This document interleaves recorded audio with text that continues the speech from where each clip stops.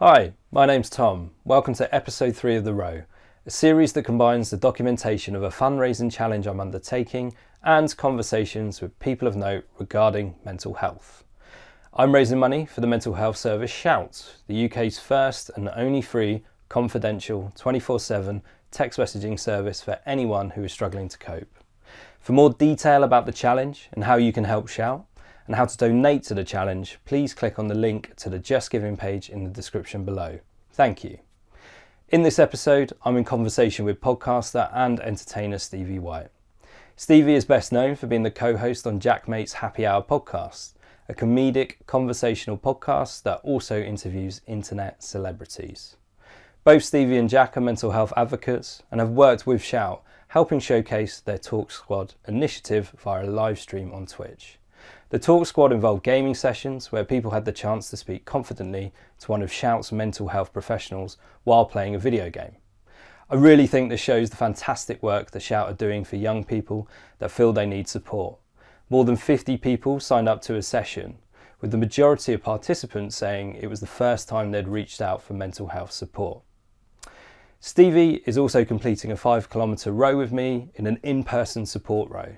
More on that later, but first, let's meet Stevie. Hi Stevie. Hello. Thanks very much for joining me and having a conversation about mental health.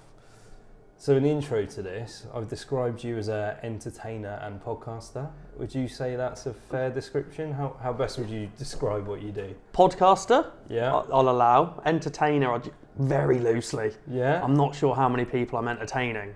I'm not sure what the kind of cut-off is there. Podcaster is the main thing. So I'm co-host of a podcast called JaackMaate's Happy Hour podcast, which is on Spotify and YouTube and the internet. It's on the internet is the main thing. But yeah, I'd say that's the main thing. I try to be funny, but I'm kind of more there to be the normal one, whilst the other guys are funny. I think you're being quite modest there. I think entertainer's accurate, but a few months ago I saw that you guys actually did some work with Shout, just around their Talk Squads, which fantastic you'll get involved with them as well. Obviously that's who I'm raising money for with The Row.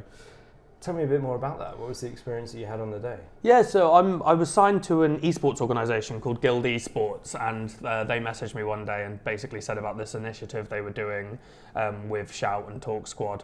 And the concept, I just really liked it because I'm really, really bad for talking about my emotion and feelings. I think a couple of weeks ago we were watching the darts and they were talking about one of the players wearing his heart on his sleeve. Yeah. And I turned to Jack and I was like, I don't think people would ever describe me as that. And Jack said, you wear your heart in your sock. And I was like, okay, cheers. So I've always kind of been like that. And what Shout and Guild had basically said was they were doing a thing where you play games. So I went into Guild's HQ and we played Fall Guys, whilst talking, like a video game, whilst talking to a specialist about mental health. So, because I'm not really someone who, I don't know if it's a discomfort or I don't know why I've struggled to talk about things. I always have. I thought, you know what? If I've got the distraction of a game, maybe this is something that could help me and then in turn potentially help other people who might be more like me than someone who finds it easy to talk about it. And it was I found myself just kind of talking and rambling on without even realising because I'm more focused on the fact that my little bean is trying to cross the finish line. It's a really interesting point, and kind of in a similar way I've found actually with friends and other people that I've spoken to, men find it quite hard, as we are now eye to eye, talking quite often, that, I'll often go, I need to check up on that mate. Let's go for a walk. And when you're actually walking somewhere, you're not looking at anything. Yeah. It's easier to talk about things, particularly if it is stuff that you're opening up about for the first time or emotional. And when I first read about the Talk Squad, I was like, oh, that is bang on the money with that, isn't it? Yeah. And then the fact you're doing it with an actual mental health professional kind of, I felt it ticks a lot of boxes, particularly for young people. I say, maybe that's me showing my age a little bit, that apparently only young people play video games, but obviously I know I'm still going, broad church actually. I still play a bit too many video games, but There you go. So, and my understanding that was actually streamed on Twitch as well, so people saw it live. Yeah, so when I first kind of tweeted about it and posted on Instagram and stuff, I got a few messages from people saying that they knew about Shout and that it's a great kind of initiative with what they were doing. And then to know that they have this text service as well, that's where I'd feel more comfortable personally. Yeah. Like I'm really good at having a conversation with someone if I'm writing it out or typing it out. But as soon as it comes to talking to someone, which is weird considering my job is talking to people, but like I don't know what it is, I kind of like put up a wall. So it's nice to know the options are there and you're not frozen out just because the thing that you don't think works for you is going to work for everyone. There is an option there. Yeah, totally. And, it's an interesting thing. So like for my day job, I'm a marketing consultant. Very boring, I won't go into it. But one part of that is, understanding your audience and that individuals that you're talking to have preferences over what we would call channels, so whether that be email or online or whatever it may be. And I apply that thinking to Shout, and I love how, as you say, it's text message. So talking to people face to face is a really good, legitimate way and proven way of talking about mental health, but it's not necessarily going to be for everyone. No. And a text message or even maybe an email or whatever it may be is really good for those people that are actually still learning how to talk about it or may not necessarily have the language. Yeah. So the fact that you can do it by a text message and have that safe space, exactly what you're saying, is perfect for that. Yeah, well, it's just so quick and easy. And then it's the same, it's like even not necessarily mental health wise, but people like to communicate in different ways, as you've just said. Like if I want an appointment at the doctor's, I love that I can go on their website and put all my details in. Yeah. But some people will prefer to call and speak to the receptionist. But the idea of speaking on the phone to someone, I also hate. I'll send voice notes all day. I will send voice notes all day. We can happily have a back and forth conversation voice notes. But if it's in the moment, that's not happening. Yeah. I just don't enjoy it. If my phone rings, I will hang up and go, what do you want? Yeah, I will often Google the number before answering. Yeah. Totally. Yeah. Maybe same generation with that then. Completely hear that. One of the reasons why it's been great to have you on actually is recently you've kind of embarked more serious way around your fitness sort of stuff and your fitness journey, I would say. Tell me a bit more about that. I mean, one of the things I'm exploring with this series is the connection of physical and mental health. So yeah, give us an overview of what brought you to kind of have that momentum again, how you're going about it, and then any thoughts around that. Yeah, well, it goes quite deep, but I was when I grew up, I was always the bigger kid. So I was 15 stone at 12 years old, and I kind of have this rule in my head that you should never weigh more than your age, because that's never going to end well. So as a teenager, right? Yeah, well, even now, if I weighed more than 31 stone now, it wouldn't be great. So I kind of as I became a teenager and started to grow up a bit, I kind of went down the route of wanting to lose the weight, but I didn't do it in the right way, and I ended up starving myself. And on my 18th birthday, I went and saw a doctor who told me I was anorexic, but in my mind, I was still this big lad. I'd lost a lot of weight. I'd lost 3 stone in the first month and a bit, and I'd suddenly lost it all, but I wasn't really, I was exercising a bit, but I wasn't doing weights or anything. I just dropped off the fat, and I kind of did all this, and they told me I need to go and start speaking to these people called Be Eat, who kind of help people with eating disorders. But I was so in my own head with it all still that when I walked there, I got to the door and I just didn't walk in, because I'm thinking I'm going to walk in and they're going to go, well, you're not anorexic, you're fat. How could you be anorexic?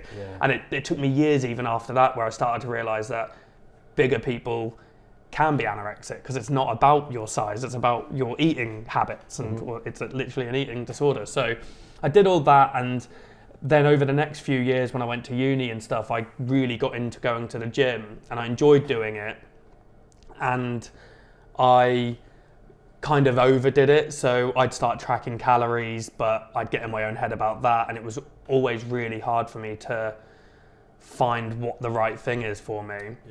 And then a few years back, my partner and I lost a kid, and I went from being okay with my weight and stuff to just eating my feelings for about a year, and I just ballooned up again. I think I hit around about 19 stone, and then once I kind of realised that we're just both going down this path of like ruining ourselves because of what's happened. Yeah. Something clicked in me and I was like, I just need to sort this. And I started to lose a bit of weight on the podcast. Jack and Robbie said something about doing 100 days fitness challenge, and I was like, I can do that. And they're like, well, no, you're not doing it. And as soon as someone tells me I'm not doing something, I will just do it. So I did it, but it was never great in terms of like what I'm doing now. It was kind of like, I just have to go to the gym 30 minutes or have to exercise for 30 minutes every day for 100 days. That was the rules. Yeah. And I did it, but I wasn't changing the way I ate. I wasn't doing any of that. It was just, I complete this challenge and I lost some weight along the way.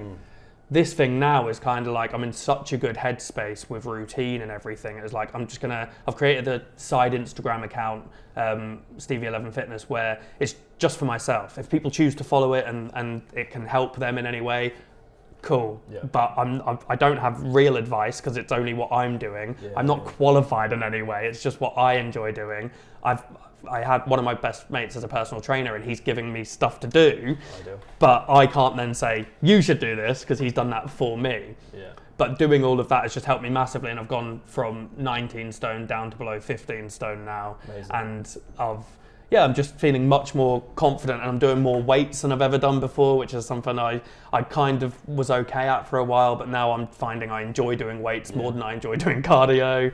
And I just love the gym and I love the way it makes me feel. And it's nice to be able to, like, I wouldn't ever take my t-shirt off in front of anyone. I still won't now, really, other than my wife. But like, I'm getting to a point now where I don't completely hate what I see when I do take my t-shirt off. Whereas for a long time it was like I just wouldn't even want to see myself like that. Yeah, it's really interesting just the way you described what brought you to that. And I just felt really similar with the whole idea of the road, to be honest. And for me, like last Christmas, I just felt the worst I've ever felt mentally and physically. And the idea of routine was part of it as well, where I was kind of like, I need to do something about this, just because these bad things and experiences I've had have led me to here. Because when you said eat your feelings, very much have that relationship with food as well. And I've fluctuated over time, and I wasn't a small person as a kid either, but it just felt, for me personally, and what you're saying, the 100-day challenge, it's like I needed something big to make sure I stick to it and to drive accountability. Yeah. And the accountability for me is raising money. Whilst it's brilliant to be raising the money, currently at $6,000, I know that I can't back out of this now. It's like I'm driving that through.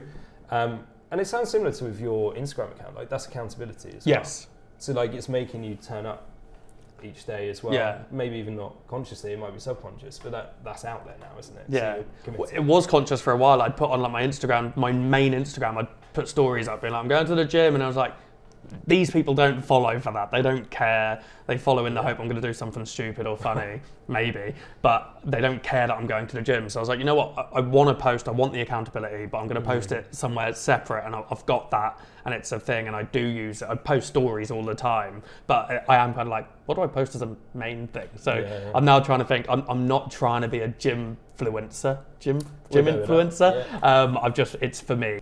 I've set myself like big challenges before, and what I find is I almost don't see the progress when I'm doing that, because I'll be like, say a big challenge is I want to lose 3 stone, very specific, but I want to lose 3 stone. I'm half a stone down, but I'm still 2.5 stone away. Yeah. So what I'm doing with this new thing is kind of like I've completed a week. I know I'm setting loads of little goals, and I'm finding out. And so how like we're going to do a 5K row.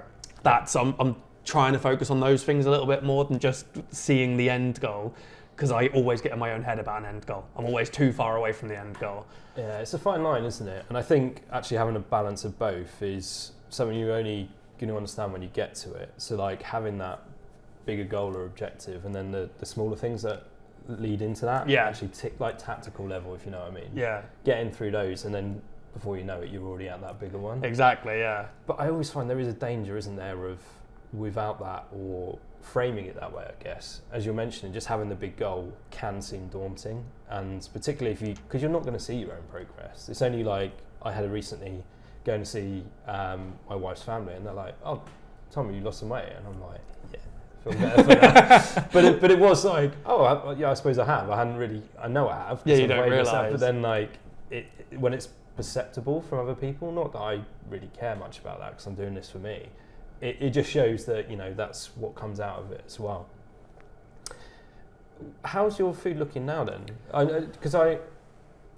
Again, that's a difficult thing, because if you're doing fitness stuff, you obviously need to fuel yourself, but you've got to fuel yourself in the right way. And whilst I said I have similarities around eating my feelings, I haven't had an eating disorder before, so I'm just wondering like how you go about that now and how comfortable you are with food. Yeah, it's a weird one, because I've downloaded my Fitness Pal and I'll do it for a couple of days, and then I kind of start to see myself falling into old patterns and stuff. So like, if I'm going to go over like 100 calories over for the day, I'll get really in my own head about it, and it starts to annoy me. So I'm kind of just making better decisions. So I'm definitely eating nowhere near as well as I could, but it's because I just have that worry, which I just need to push through, to be honest. I probably will get there, but I'd rather not stop myself from eating something. Like if I fancy a kebab, I will have a kebab knowing I'm going to go and smash it off at the gym. Yeah. So I'm more in that mindset at the moment, that I know I'll lose the calories regardless, whereas before I wouldn't have been allowed it. And then that would have stopped me from I'm still wanting to enjoy life whilst doing all the things I'm doing. So most of the time I make better decisions. I eat a lot of chicken and rice at home. That's one of the main things I'll cook for myself. But then outside of that, I still make some terrible food decisions, but I'm enjoying it and it's still working. Like I'm still losing weight each week. So even when I do make these bad decisions or fun decisions, I'm not gonna say that, because I don't want to stop myself from doing all these things. But I know I could definitely be better, and I know I will be better at some point. But for now, I'm not gonna overthink it and end up falling back into bad habits the other way. Yeah, totally understandable. I think sometimes when we say like bad things or like treats or cheat meals or whatever, I mean, my perspective on it is more, if I didn't have those, there's no way that strict diet would be sustainable for me, particularly over the long term. And I've been tracking calories as well in my Fitness Pal, and what I found is actually I've gone over quite a lot on what my target is, but I've been okay with that. But the biggest value I've got is when I've logged stuff is actually understanding how many calories are in the food. Not the calories are be all end all, but it's a good, depending what your goal is for losing weight, it obviously is important. But I found so if I do that, it's X amount more than if I did this. And just doing those little decisions of that cumulatively over a longer period of time is actually crazy, the difference it can make. Yeah, you don't realise like the little things, like adding some mayonnaise to something. You don't realise I would have actually been under today if I didn't have that massive amount of mayo. Absolutely. Like it's nice to be able to kind of know, but I'm trying to train my brain to just know it without having to log it, and hopefully don't go down that route. But we'll get there. We'll get there. Absolutely. So how have you found with the fitness stuff in terms of your mental health through this? Is there been a connection with that? Have you felt better? Or? Yeah, definitely. It's one of those things like that every now and then there's a day where I just don't want to go because of whatever mood, or like I'm just not in the right headspace for it. But I've found I've never ever regretted going, but I've regretted not going loads of times. So now I'm in such a good headspace for that when I do wake up, I'm like, I can't be bothered. I'm like, I'm going to. It doesn't matter whether I can be bothered. I'm going. It's happening. And I know like we're going to go do everything we're doing today. And I know when I get back to Norwich, I'm going to go to the gym. Because that is it's just my thing. I will do it. So it's really nice to know I can do that. And it's weird because I just shut off everything when I'm there. Mm-hmm. It's like, when I play sport and stuff like that, I feel like I get frustration out when I'm playing football. Whereas when I'm at the gym, it just feels like everything else just melts away. Like nothing else matters when you're there because you're so focused on your exact targets and what you're doing. I definitely also notice a difference between cardio and weights. Mm-hmm. Cardio, because it's the same thing, it can be quite monotonous. And I find, like you, as you know with your rows, I can find sometimes I can start to think, and I hate that because I'm not a talk, as I said, like it's a weird one for me. So I find with weights, because I'm having to count reps and then I'm having to check, I've only got 60 seconds until I need to go again, then I'm counting again, then I'm going, this is the next thing. I'm constantly thinking and distracted. That I find the distractions are a really good thing for me, and it just makes everything else melt away. Whereas if I'm just sat doing nothing, which I hate doing ever, I'm just in my own head so much. Right. So it's a really, really good distraction for me. So what we're saying for cardio, if anyone knows a good podcast, maybe. To help Exactly. you through it. Listen to. Weirdly, I shouldn't say this. I don't listen to podcasts. I just don't listen to any. I used to listen to that Peter Crouch podcast. I just don't listen to a single podcast now. But it's the same way I'd never watch YouTube videos. It's just never really interested me that much. I get why people do. I listen to audiobooks now, and that's the biggest distraction I've ever had, because music, again, I can find music because I know the songs so well and stuff. I almost forget it's even on, and I'm just then focusing on what I'm doing. And then if I started listening to songs I didn't know, I wouldn't know if I'd like them, and then that's going to annoy me. So audiobooks, I kind of feel like I'm just listening to a movie, and it's like I'm exercising whilst watching a movie, but it's all happening in my head. Power of storytelling as well, isn't it? It's mad. Interesting, just going back to what you were saying around, you just do it, like may not want to just get to the gym. That has been one of the biggest things I've learned on this challenge as well, because I have to turn up every day, and I've come to the conclusion that essentially you hear a lot of people talk about motivation. Yeah. To me, motivation is bullshit. It's discipline. Yes. So if you are disciplined and just turn up even when you don't want to, you get that reward. Whereas motivation probably would go within a week of this challenge when I started. Yeah. So, and also obviously doing something is better than doing nothing. So with yours, like you said you did a 10k row yesterday, and it's like, a 5k is good today, and it's like you're so kind of like, what you need to do. And the amount of times I've been to the gym and I've walked out thinking, it wasn't a great session, but it was a session. It was still something. You're still kind of pushing towards the end goal. It's in the bank, isn't it? Exactly, yeah. Yeah. So obviously we've just spoken about how that connection of physical health with mental health. I mean, you touched on a lot there and some experiences in your life. Just wondering if you can give us a sense of just your general relationship with mental health and how that is for you, what that kind of looks for you today, having gone through that stuff as well. Just kind of want to get your feel, because to me I still think there's a lot for people to learn about mental health. Yeah. Everyone goes through stuff, but I still think that for even myself there's education as well. So I'm just wondering, aside from the physical stuff, what your experiences have been around it. Yeah, it's a battle. I think it is for a lot of people. Most people, whether they admit to it or not, is going through something in their own mind. And I think people need to realise as well is that no matter what other people have been through and what you've been through, you've all got your own stuff going on. And it's a conversation I've had with people before. I had a bit of a weird childhood and had some really bad stuff happen. And I've had friends before, when we've been in like deeper conversations, be like, oh, I shouldn't be complaining when you've been through that. And I'm like, well, no, you can still complain. Like we're going through our own stuff.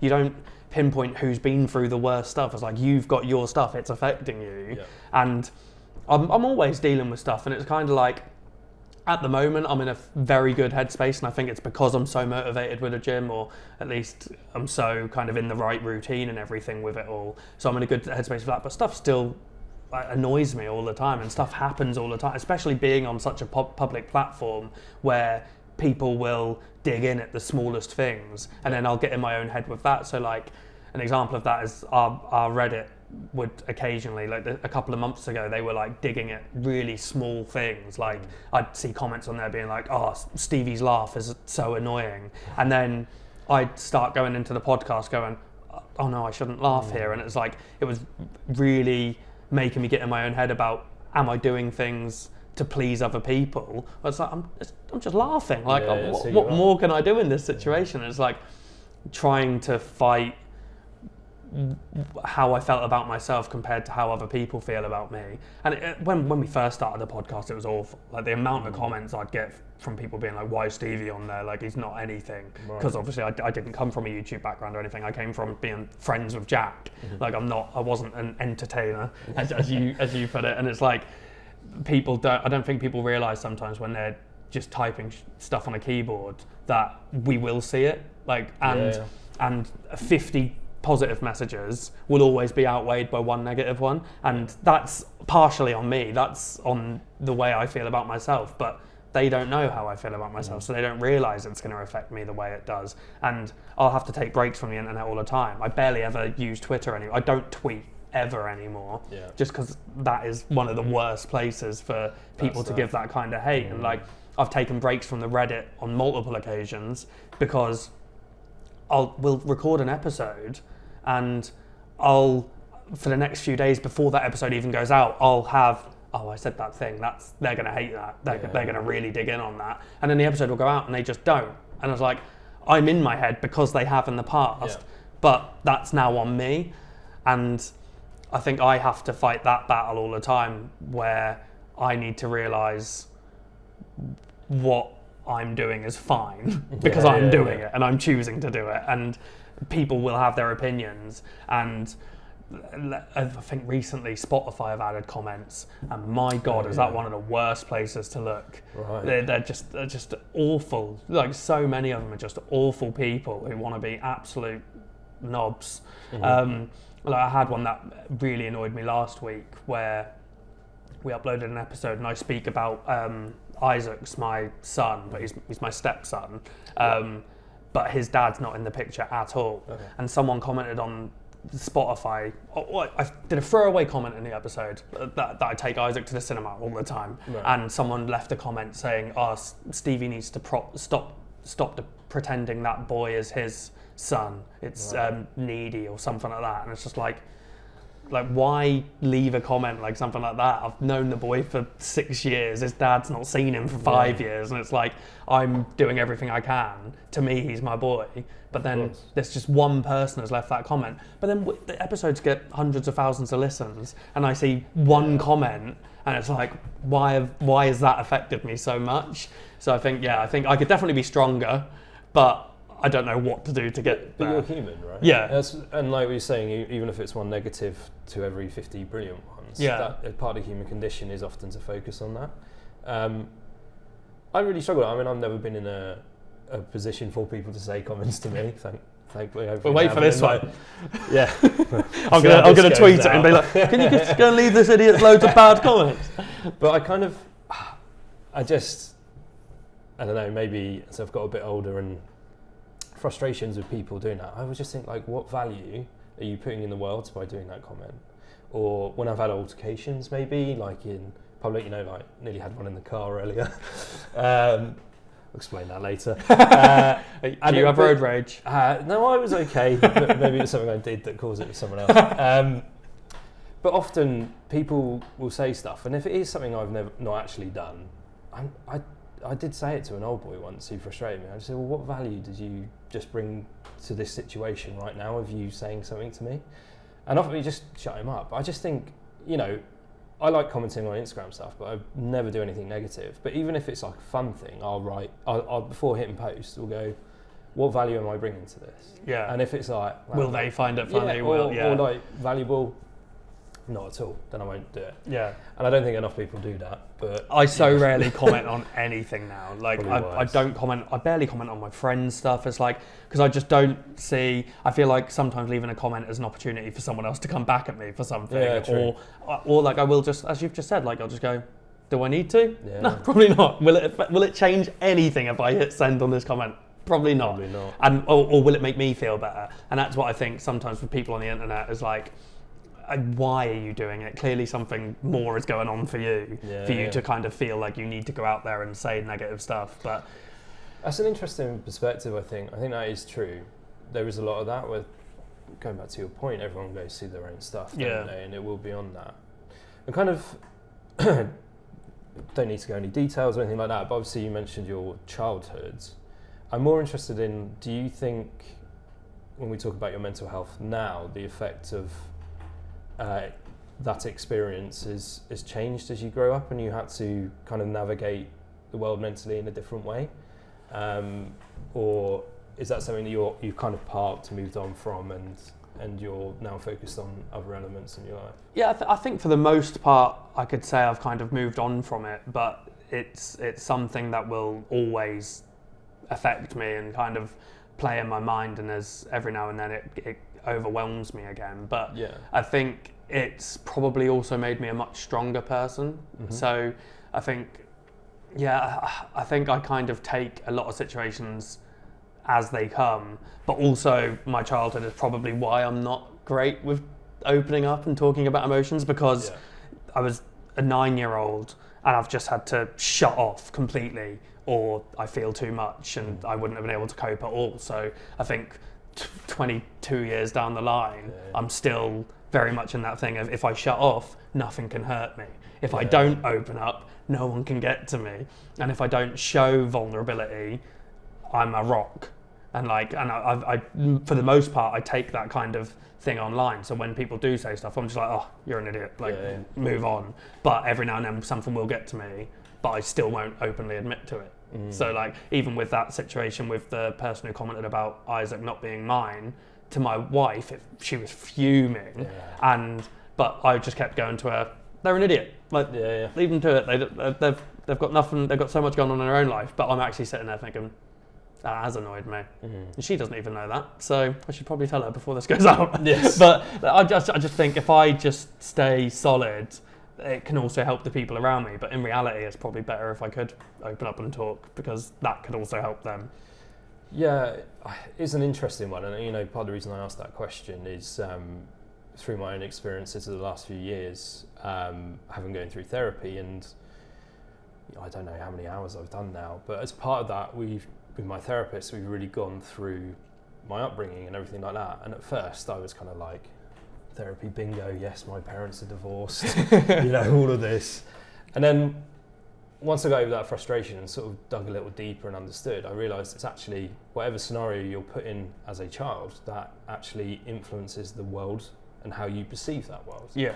So it was more just kind of like, obviously something very traumatic is going to completely do it. And you kind of answer that in yourself, that it's made you shut off, and even if you carry that to this day, I mean, I definitely, looking back now and understanding a bit more, realise, I never had anything to the experience that you had, but, parents splitting up is a very common thing for people, but actually it does create a different element to your world and different people as well.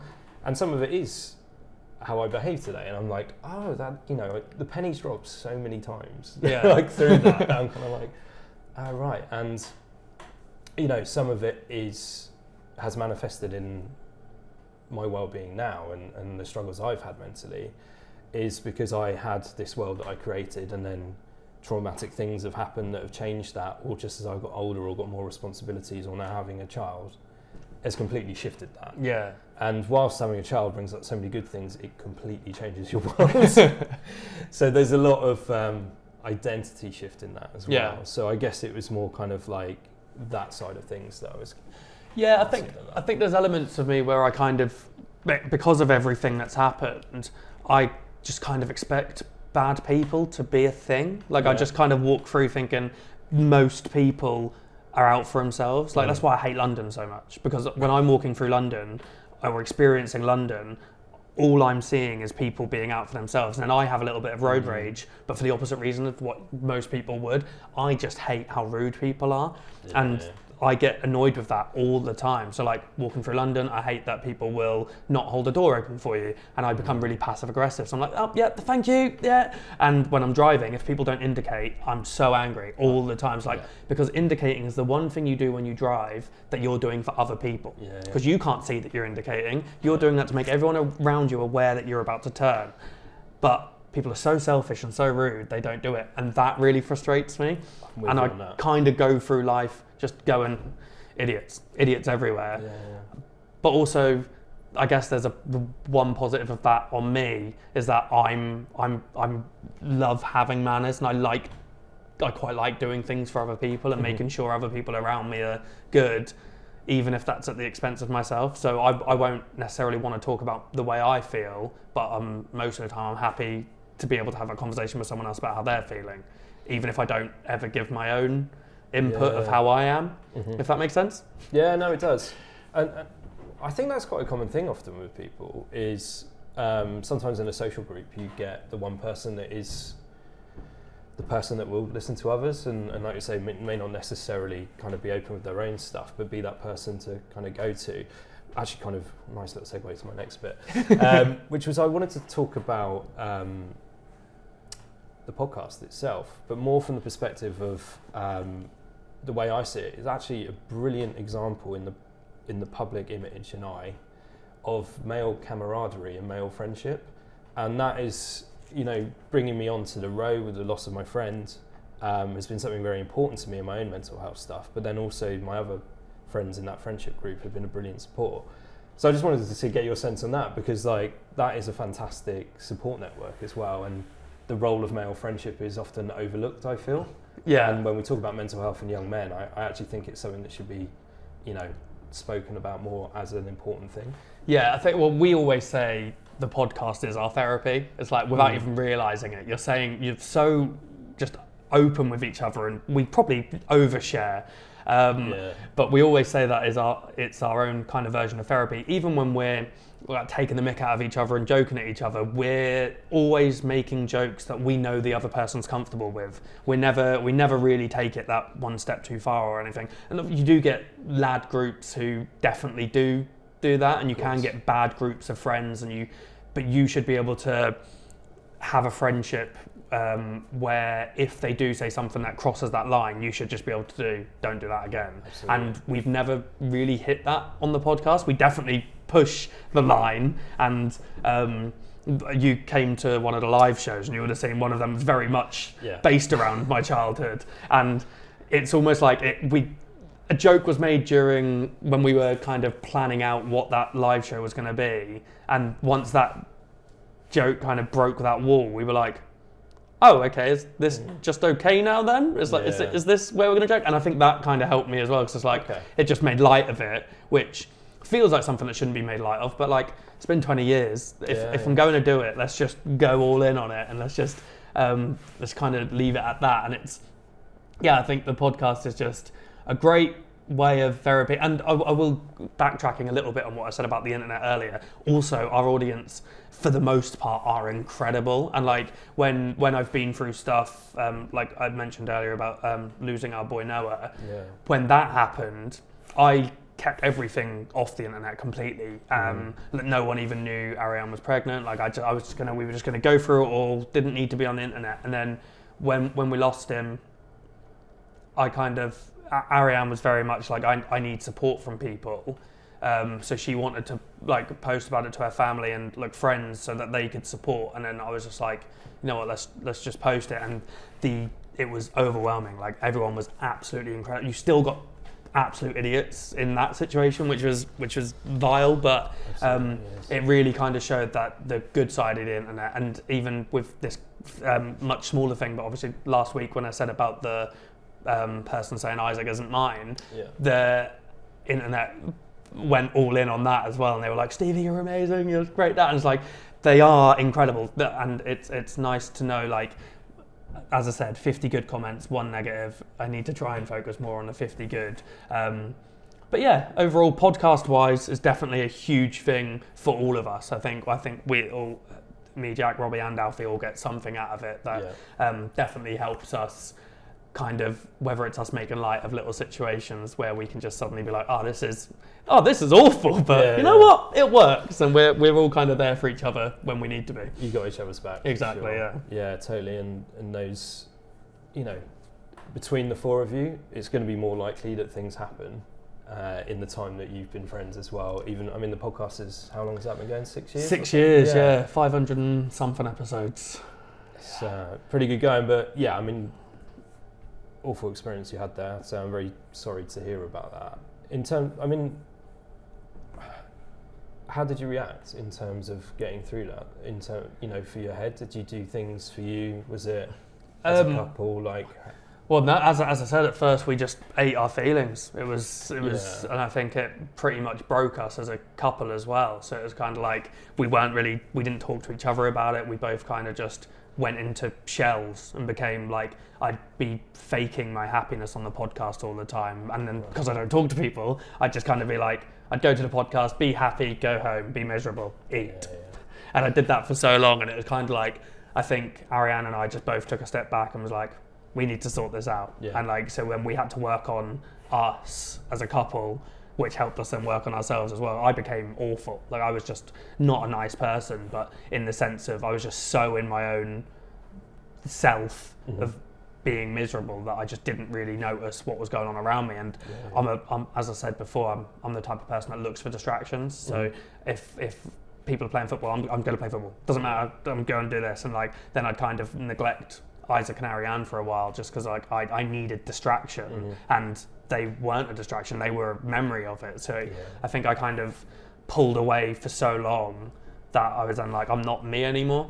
And Absolutely, I think once Ariane and I kind of realised what had happened and why we'd both closed off, we managed to work with each other to then move forwards, and then we went and got married. So we're all good now. Well, I'm really pleased to hear that.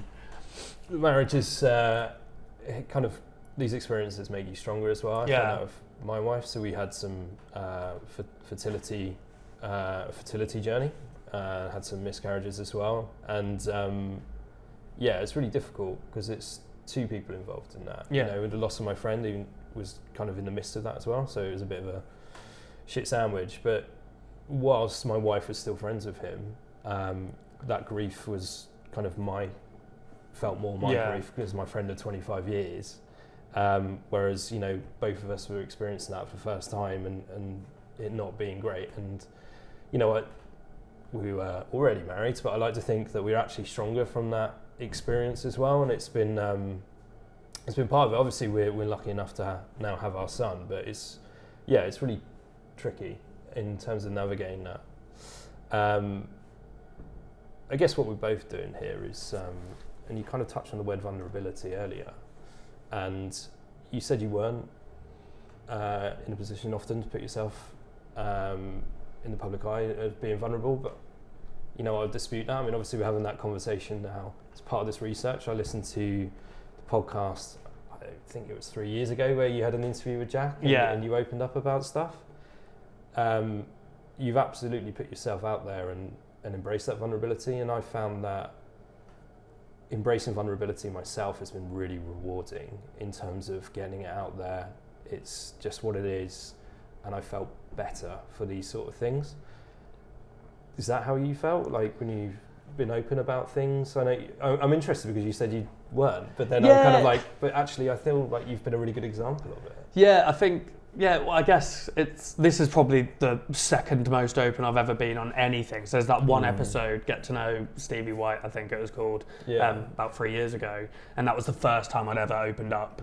Obviously Jack knew in advance, I didn't suddenly spring all that stuff on him. But like, this is probably the second most. So when I say I'm not often vulnerable, I have been, and I've allowed that, but on my terms, if you know what I mean. Like, I've chosen to come here today. I could have easily just been like, no, that's not for me. I can hack it. But I just thought, you know what?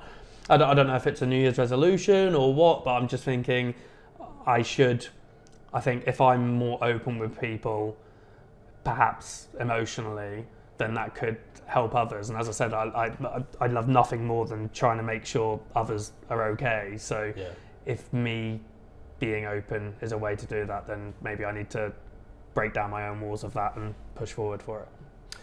Well, fair play. I think that's brilliant, and I think you will find it rewarding for sure. And you know, you may not think it, but obviously you do have a big following, and I think you showing that you're doing that as well will help a lot of people, and people you probably won't even realise. So you stick at it, because I think it's a really good thing. This is what I'm going to say. So I'm going to ask one more question, and it's one that I've asked other people as well. But in terms of my own challenge, I've still got a lot to go. But if you were to give me any one bit of advice for helping me get through it and complete it, what would it be? See, the thing you're doing, as I said, it's crazy compared to, like, I love going to the gym, but the things I hate about going to the gym are the monotonous sides of it, and you've chosen the most monotonous challenge possible. Like, you are doing rowing, which I hate as well. But I think it's so hard to give advice to someone who's doing so well already. Like, you have your end goal, you know what you're striving towards, but you also know how capable you are of doing things. Like, you've told me you've smashed that 10k yesterday and then still decided to do squats, which is silly. Stupid. But the only reason you decided to do that is because you know you're capable of doing it. True. And when you did that, you knew you'd still come and do the 5k row today. Like, you're already in the right place. So I'd say just keep your headspace where it is, and you know you're going to absolutely smash it. You're doing more than I'll ever do. I really appreciate that. And That's it. No more questions from me. Your grilling's done, but thank you very much for joining us. Thanks for having me. All right. And that was the interview. A big thank you to Stevie for making today happen and for joining me on the rowing machine. I took a lot from our conversation and I'm inspired by Stevie's resilience, character and bravery. If you enjoyed this episode and want to follow my journey alongside seeing more conversations with interesting people about mental health, please consider liking this video, hitting the subscribe button and enabling the alert bell for the channel. I appreciate any support, whether that be donations, motivation in the comments or sharing any of the row content. As a reminder, the Challenge Just Giving page is in the description below, alongside other links including the merchandise store.